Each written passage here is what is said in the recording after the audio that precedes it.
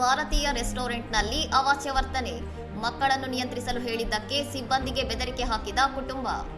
ವಿಯೆಟ್ನಾಂನ ಹೋಚಿಮಿನ್ ಸಿಟಿಯಲ್ಲಿರುವ Bombay bites HCM ರೆಸ್ಟೋರೆಂಟ್ನಲ್ಲಿ ಮಕ್ಕಳು ಅಶಿಸ್ತಿನ ವರ್ತನೆಯನ್ನು ತಡೆಯಲು ಹೇಳಿದ್ದಕ್ಕೆ ಭಾರತೀಯ ಕುಟುಂಬವೊಂದು ಆಸ್ತಿಗೆ ಹಾನಿ ಮಾಡಿ ಸಿಬ್ಬಂದಿಗೆ ಬೆದರಿಕೆ ಹಾಕಿದ ಘಟನೆ ನಡೆದಿದೆ.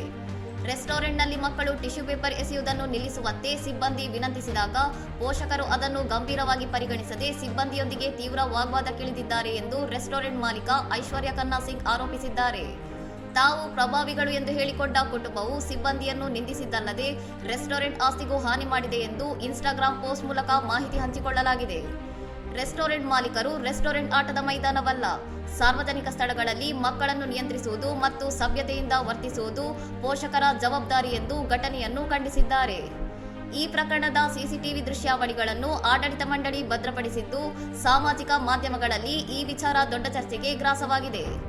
ವಿದೇಶಿ ನೆಲದಲ್ಲಿ ಭಾರತೀಯರ ಇಂತಹ ವರ್ತನೆಗೆ ನೆಟ್ಟಿಗರು ಆಕ್ರೋಶ ವ್ಯಕ್ತಪಡಿಸಿದ್ದು, ಪೋಷಕರ ಜವಾಬ್ದಾರಿಯ ಬಗ್ಗೆ ವ್ಯಾಪಕ ಟೀಕೆಗಳು ವ್ಯಕ್ತವಾಗುತ್ತಿವೆ. ಇನ್ನಷ್ಟು ಸುದ್ದಿಗಳಿಗಾಗಿ ನೋಡ್ತಾ ಇರಿ ಸೌರಂ ಟಿವಿ.